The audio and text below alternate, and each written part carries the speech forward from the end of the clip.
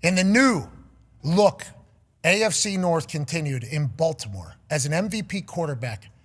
A defense and a roster littered with dogs found themselves without a head coach for the first time in like 18 years.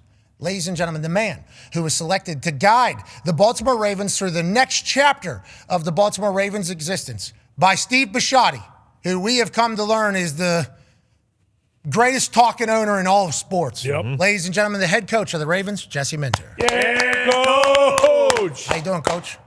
Doing great, man. Appreciate you guys having me on. Thank you so much for joining us. We are very, very grateful. And obviously, we got a chance to meet you in the building whenever we were walking around the Bolt. And as we chatted with you, the easy follow-up once you left us was, oh, that guy's going to be a head coach. That guy's going to be a head coach. That guy's going to be a head coach. And here we are. You are now a head coach of the Baltimore Ravens. What has it been like after you get named that officially? Because obviously, you traveled around a bit. You've had success in multiple different places. Now you're guiding a franchise. What has it been like here for the first few hours as a head coach in the NFL? Congratulations.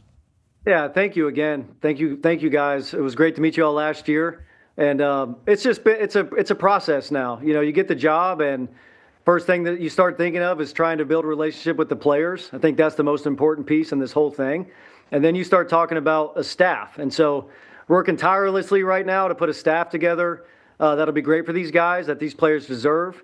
And right now, those are the two main focuses at this time. Okay, so tell me about Lamar Jackson as your quarterback. This is obviously, whenever we talked about the coaching vacancy in the coaching cycles, there was an MVP available with no head coach up there in Buffalo. There was an MVP in Baltimore. It felt like it was the first time, long time, first time, forever. Whenever Lamar Jackson's the quarterback of a team, what does that mean for you as the head coach, a defensive guy? And what was the conversation around Lamar Jackson and the stars of this team currently during the hiring process? Yeah, first of all, you know, being the head coach of the team that has the best player in the National Football League is pretty exciting. Like you said, these jobs with this caliber of quarterback don't often turn over. And so when it came open, you know, the respect and love I have for Lamar, and having been here before, having seen him come up as he was drafted here, what he did in his first few years, having had defended him last year in 2024 in Los Angeles. Just, man, grateful, excited, stoked to have the best player in the league as our quarterback. And I think what that says is your window is always open. You got the best player in the world behind center. You got a group of guys on offense that have elite talent and elite playmaking skills. And look forward to building an offense and building a team around Lamar Jackson. Okay, so Greg Roman and Lamar won an MVP. Todd Monken and Lamar won an MVP. Felt like it was a little different styles. On that note, you said you're still piecing together a staff, but an obvious question from Tone, a diehard Pittsburgh Steeler fan, by the way. Yeah, don't hold that against me. Not yet. We haven't played each other yet. But, Coach, do you want to break news here and tell us who your OC is going to be? Just kidding. I know you're not going to do that. But is there a style? Like, because a lot of defensive head coaches, you know, they talk about how they want to run the ball and, you know, protect the defense, stuff like that. Do you care what style comes in, and what are you looking for in your offensive coordinator? Yeah, that's a great question. I have tons of respect for the Ravens-Steelers rivalry, so won't hold that against you. I think I'm looking for a connector and an innovator and a scheme builder around the best player in the world. And so very, very creative, built on the things that have made this organization always successful. And I think that's playing great defense, having the ability to control the game with running the football, but ultimately building an offense around Lamar's skill set, what he does best, making plays easy for him at times and making plays at times where he has the ability for his instincts to take over. So a very well-rounded, well-constructed offense that's very creative, innovative, always forward-thinking, always trying to find ways to improve. Man. And I know we'll find that and look forward to Lamar leading that charge. I can't wait for you guys to hire Dan Orlovsky. Yeah, smart. Good hire.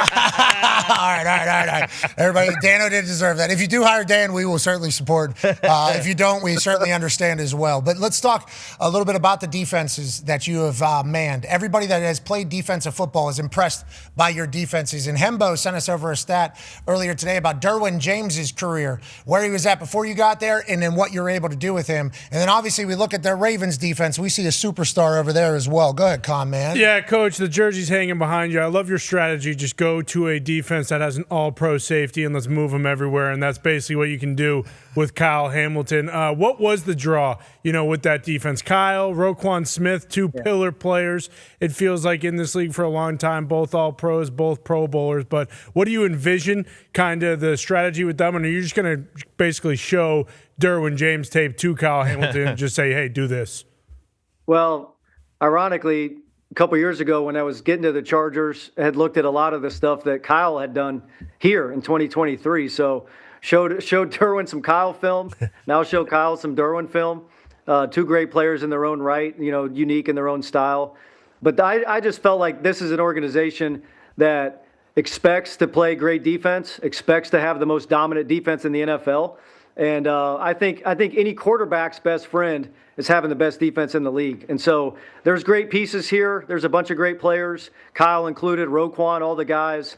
And I feel like, there's excellent pieces here for us to be able to work towards being the best defense in the NFL. I mean, you talk about defense being able to run the ball. I mean, AFC North football, you also have to think about that, right? You understand because you've obviously been with Baltimore.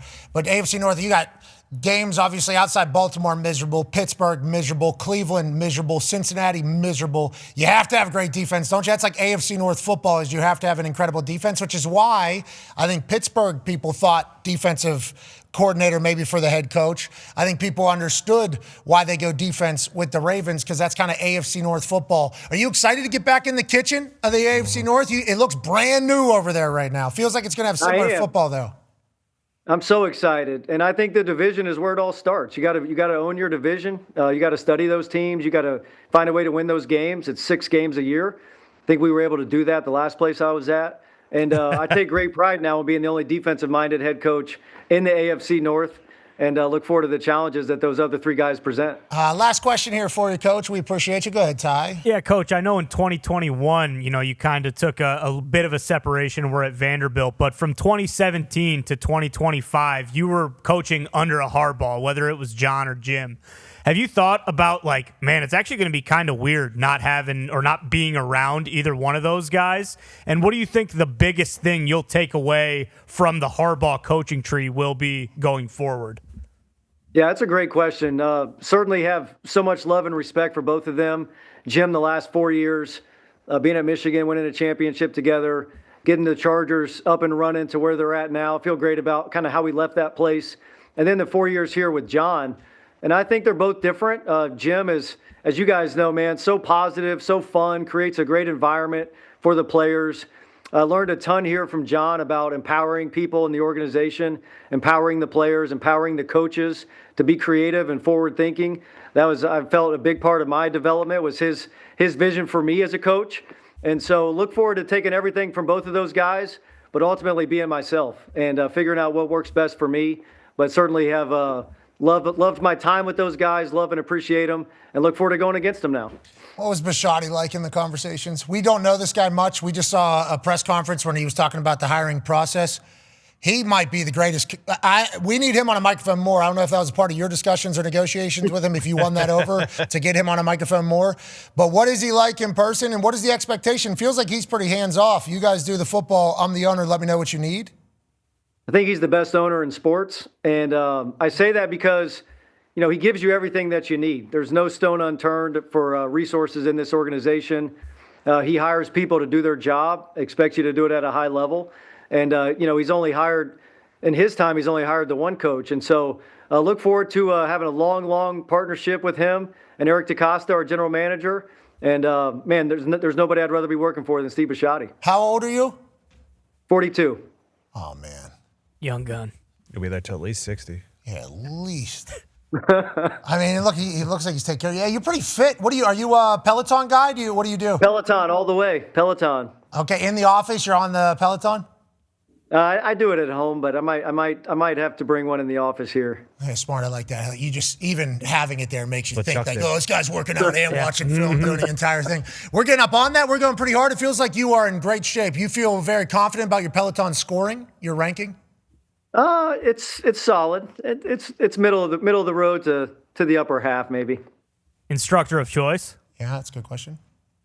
I mean, I go more for during the season. I'm only on like the 20-minute kicks in the morning, so it's more about the time length. Yeah. And so I enjoy kind of the mix of all the different instructors. I like that. Hey, we only got 20 minutes here, okay? But I need to kick my ass. Okay, that's what I need to do here. Hey, I hope you get a good time or have a good time, not only meeting, obviously, the locker room. Jimmy's famous. It's great to be back at Baltimore. You'll be able to eat some of their crabs. Butta and Stavi, I think you need to get a good relationship with them. They are incredible fans of the Ravens. And then watching you build that place after taking the baton from a man who is obviously held in such high regards around there is going to be fun to watch. Good luck, brother. You've earned it all.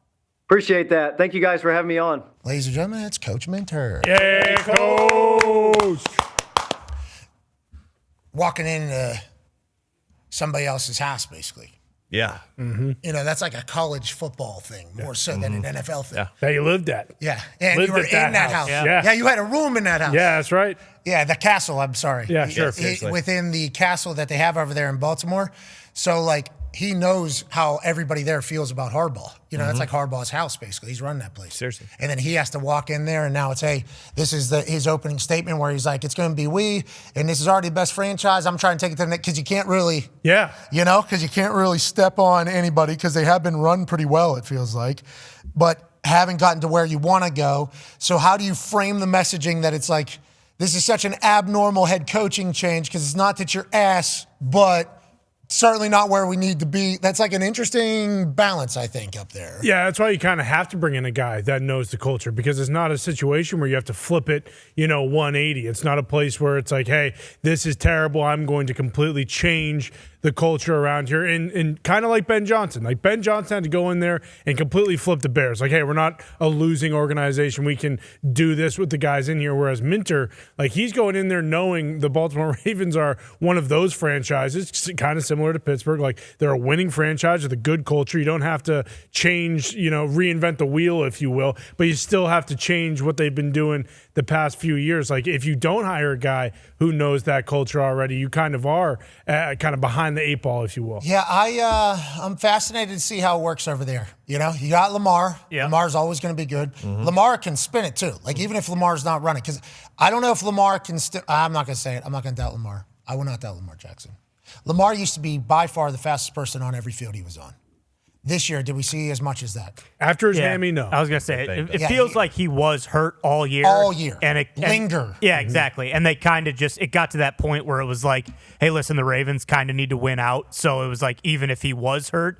But also the other thing with Minter that, it's kind of, I'd say, beneficial to him that Harbaugh went and got another job right away, because he did take a bunch of people with him and a bunch of support staff. So, like, he doesn't necessarily have the holdovers who are like, well, this isn't how Coach Harbaugh did it. He can kind of bring in his pieces and still retain some of that stuff from the Harbaugh era, but also kind of mold it into like the image that he wants. And he's not going to have that constant strife of like, well, we've been pretty successful. That's not how we do things. I agree.